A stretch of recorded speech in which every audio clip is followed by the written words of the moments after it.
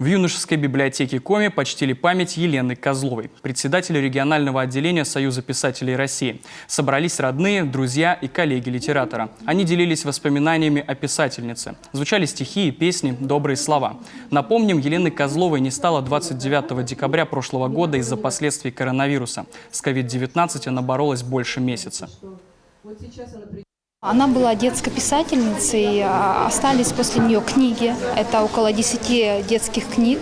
Она внесла ценный вклад в культуру Республики Коми, была организатором различных мероприятий, значимых, например, таких как поэтическая эстафета, которая проводится каждый год в литературном музее имени Куратова.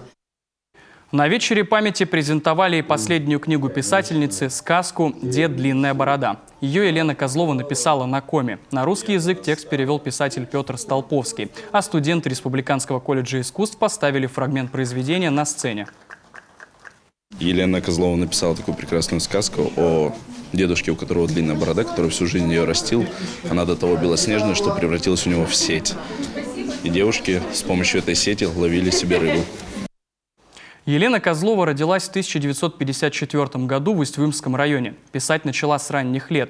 В 70-е годы училась на филфаке КГПИ. После преподавала русский и литературу в Сосногорске. Изучала вопросы коми-фольклора, работала литературным консультантом. В 95-м Елена Васильевна стала главой правления Союза писателей Коми.